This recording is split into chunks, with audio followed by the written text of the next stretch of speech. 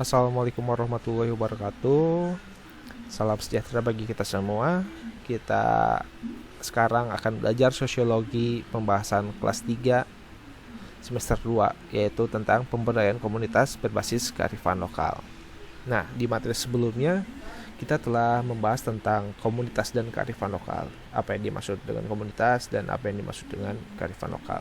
Nah, di subbab yang sekarang yang akan saya jelaskan itu berkaitan dengan bagaimana pelaksanaan pemberdayaan komunitas berbasis kearifan lokal.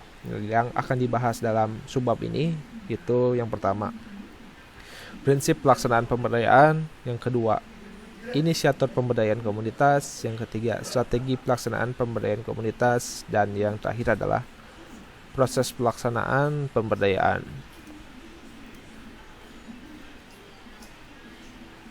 Nah, untuk lebih lanjutnya, maka yang pertama harus kita pahami itu adalah apa yang dimaksud dengan pemberdayaan. Apa yang dimaksud dengan pemberdayaan?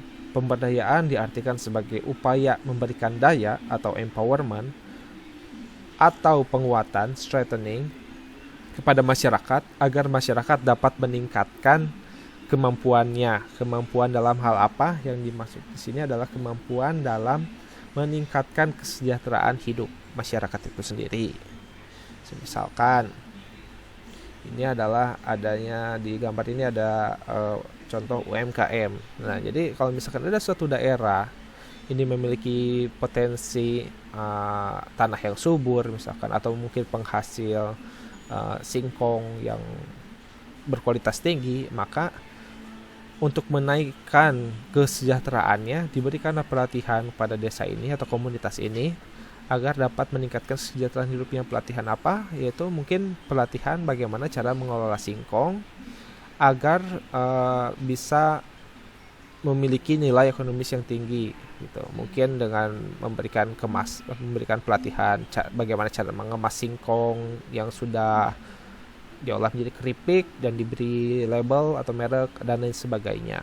Nah, hal tersebut bertujuan untuk meningkatkan kesejahteraan hidupnya, kesejahteraan hidup dari komunitas itu. Nah, pada dasarnya inti dari pemberdayaan komunitas itu adalah seperti pepatah Cina katakan, jika Anda memberikan seekor ikan, maka ia dapat makan sehari. Jika Anda mengajarkan cara memancing ikan, maka ia dapat makan seumur hidup. Nah, itu adalah jantung dari pemberdayaan itu sendiri. Jadi pemberdayaan itu nggak cuman ngasih modal aja, nggak cuman ngasih ikannya aja, tapi mengajarkan bagaimana cara mengelola modal tersebut, bagaimana cara mengelola ikan tersebut, atau bagaimana cara mengelola sumber daya alam yang dimiliki dari sebuah komunitas itu. Agar apa? Agar masyarakat ini dapat meningkatkan kesejahteraan mereka. Nah, oleh sebab itu, pemberdayaan ini merupakan upaya strategis untuk membantu kelompok masyarakat yang mengalami ketertinggalan. Nah, pemerintah Indonesia sendiri kalau secara umum, ya bukan berdasarkan komunitas per komunitas, tapi secara umum itu telah melaksanakan pemberdayaan melalui program Kartu Prakerja. Karena di dalam program Kartu Prakerja itu sendiri itu banyak pelatihan-pelatihan yang bisa diikuti oleh masyarakat, di mana pelatihan ini menstimulus masyarakat untuk bisa membuat usaha mereka sendiri ataupun untuk dapat meningkatkan kompetensinya atau kemampuannya di dalam program prakerja ini. Next, selanjutnya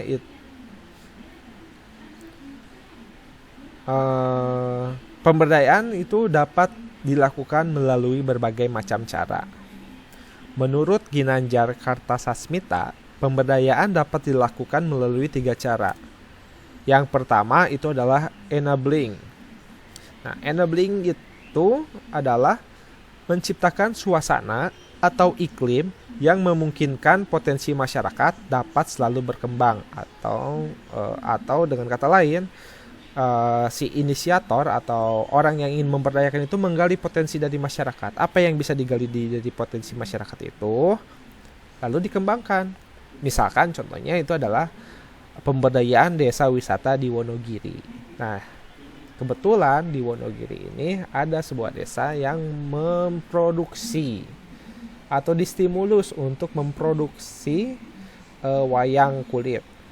Nah, setelah distimulus untuk memproduksi atau mungkin memang sudah memproduksi wayang kulit, distimulus oleh pemerintah ataupun pihak swasta untuk bisa menjadikan desa tersebut menjadi desa wisata. Nah, dengan berubahnya desa tersebut menjadi desa wisata, secara otomatis akan banyak wisatawan-wisatawan maupun baik itu wisatawan lokal maupun wisatawan asing seperti dalam gambar itu belajar ke desa wisata di Wonogiri, sehingga semakin banyak yang wisatawan akan menaikkan taraf hidup dari masyarakat itu sendiri. Nah, perekonomian berputar di situ dan nilai ekonomis dari wayang kulit ini sendiri akan naik juga, seperti itu. Yang kedua itu adalah empowering. Empowering itu artinya memperkuat potensi dan kemampuan yang dimiliki masyarakat dengan menerapkan langkah-langkah nyata seperti menyediakan sarana dan prasarana. Contohnya, jika ada sebuah tempat yang memiliki keindahan alam yang luar biasa, itu akan sangat percuma atau sia-sia ketika akses menuju tempat tersebut tidak ada gitu. Atau misalkan contohnya seperti ini, pembangunan sarana dan prasarana di Gili Trawangan. Nah, Gili ini merupakan sebuah tempat wisata yang memiliki keindahan alam yang sangat luar biasa indah. Hanya saja kalau misalkan akses menuju tempat tersebut tidak baik atau susah untuk dijangkau, maka akan sedikit wisatawan yang akan pergi ke sana. Oleh sebab itu, pemberdayaan yang dilakukan adalah empowering atau diperkuat potensinya dengan cara membangun pelabuhan untuk mengakses ke sana, membangun bandara ataupun membangun jalan-jalan raya agar wisatawan dapat mengakses dengan mudah ke sana. Jadi menaikkan traffic wisatawan untuk pergi ke Gili Trawangan. Dan yang ketiga itu adalah protecting.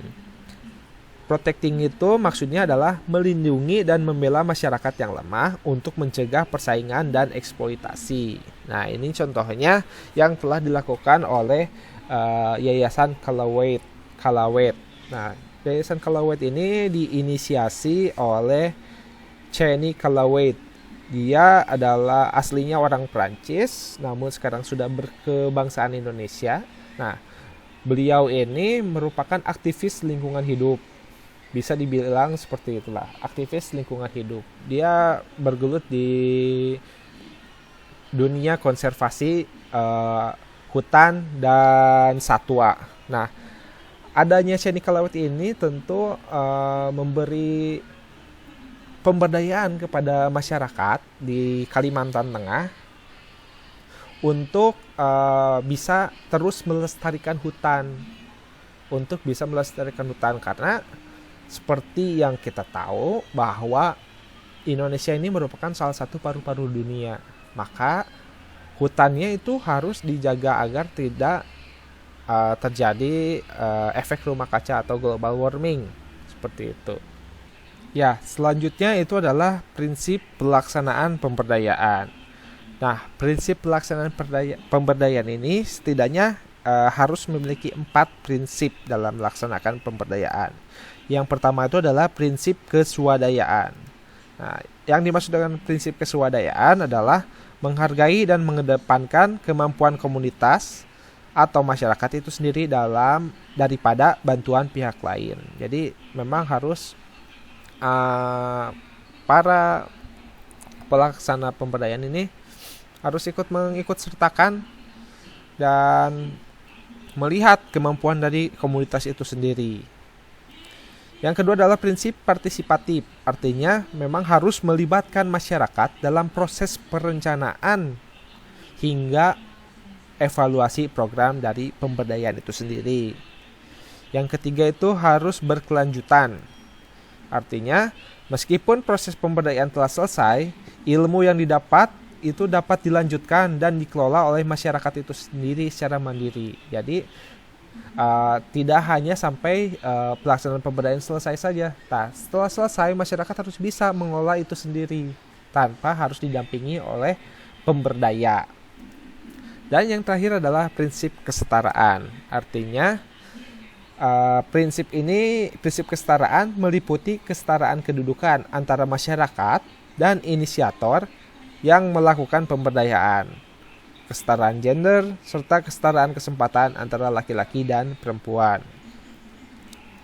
Selanjutnya itu lalu siapa inisiatornya atau siapa pemberdayanya. Nah, pemberdayanya itu bisa dari pemerintah, karena pemerintah memiliki tanggung jawab atas nasib, masa depan, dan kesejahteraan rakyat. Oleh karena itu, sebagai inisiator, pemerintah memberikan stimulan atau stimulus kepada masyarakat dalam bentuk program pembangunan. Yang kedua, bisa melalui swasta. Nah, pelaksanaan pemberdayaan dapat dilaksanakan oleh pihak swasta seperti perusahaan. Biasanya kalau perusahaan ini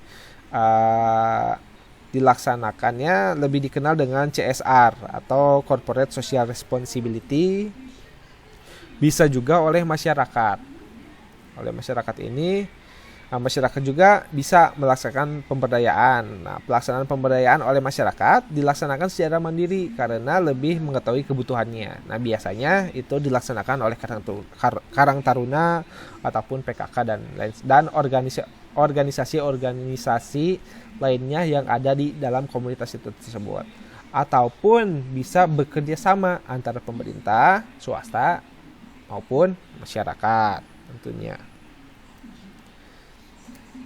Dan selanjutnya itu strategi pelaksanaan pemberdayaan komunitas. Ada berbagai macam strategi dalam melaksanakan pemberdayaan komunitas. Yang pertama itu adalah harus mempertimbangkan potensi masyarakat. Jadi potensi yang dimaksud ini bisa berupa sumber daya alam maupun sumber daya manusianya itu sendiri. Kalau sumber daya alam, misalkan seperti tadi ada keindahan alam. Nah, itu adalah salah satu dari potensi, kan. Yang kedua, memberikan pendampingan secara berkelompok. Nah, dengan mempertimbangkan waktu dan biaya, pemberdayaan secara kelompok itu dinilai lebih efektif dan efisien. Strategi yang ketiga itu memberikan pelatihan khusus. Nah, inisiator ini dapat bekerja sama dengan berbagai pihak untuk melaksanakan pelatihan khusus dari komunitas yang ingin diberdayakan. Terus mengangkat kearifan lokal. Nah, inisiator harus memperhatikan nilai, norma, dan pengetahuan lokal masyarakat. Karena setiap komunitas di berbagai daerah di Indonesia ini tentunya memiliki nilai dan norma yang berbeda. Jadi jangan sampai bentrok. Kalau misalkan masyarakatnya hidup berdampingan dengan hutan, maka lakukan pemberdayaan yang berkaitan dengan menjaga kelestarian hutan. Tuh. Jangan malah membabat hutan, seperti itu. Selanjutnya memberikan bantuan sarana dan prasarana. Nah, wujud bantuan ini misalkan bisa melalui stimulan untuk program usaha atau memberikan modal, bisa untuk pengadaan peralatan, misalkan diberikan traktor, diberikan mesin Shinso ataupun lain sebagainya, dan bisa juga berupa bantuan hukum. Jadi memberikan sarana dan prasarana. Nah, ini tidak selalu membangun infrastruktur, tapi bisa juga melalui bantuan hukum. Terus yang terakhir adalah melaksanakan pemberdayaan secara bertahap. Nah, tahapan-tahapan tersebut itu meliputi perencanaan, pelaksanaan, dan evaluasi. Dan yang terakhir itu adalah proses pelaksanaan pemberdayaan. Di sini saya cuma menjelaskan langkah-langkah dasarnya saja. Yang pertama itu adalah proses perencanaan. Nah, seperti yang telah dibahas tadi ya, bahwa dalam perencanaan ini kita harus melakukan sosialisasi awal terlebih dahulu. Nah, sosialisasi awal ini artinya ketika kita datang ke sebuah komunitas, kita harus jelaskan dulu maksud dan tujuan kita mau apa ke dalam sebuah komunitas tersebut. Jadi beritahu bahwa kami ini akan melakukan pemberdayaan. Nah, yang kedua itu adalah mengenali dulu karakteristik dari masyarakat itu sendiri. Setelah mengenali karakteristik dari masyarakat, baru yang ketiga kita bisa memetakan apa yang bisa diberdayakan gitu. Karena tadi sudah mengenali masyarakatnya, baik itu potensi alam dan potensi manusianya, baru kita bisa memetakan rencananya. Yang kedua itu adalah pelaksanaan. Nah, pelaksanaan ini langkah yang pertama itu adalah pengorganisasian masyarakat. Jadi masyarakat ini harus diikut sertakan dalam kegiatan pemberdayaan, yaitu tadi ya prinsip partisipatif. Yang kedua, penyusunan rencana kegiatan dan pelaksanaan kegiatan dan pemanfaatan dan pemeliharaan. Dan yang terakhir adalah evaluasi. Nah, evaluasi ini adalah untuk mengukur tingkat keberhasilan dalam mencapai tujuan dari pelaksanaan pemberdayaan komunitas itu sendiri. Seperti itu. Oke, sampai sini ada yang mau ditanyakan? Semoga penjelasan saya tidak memuaskan rasa keingintahuan kalian, sehingga kalian bisa baca-baca lagi di referensi yang lainnya atau searching lagi di referensi yang lainnya. Cukup sekian dari saya. Assalamualaikum warahmatullahi wabarakatuh.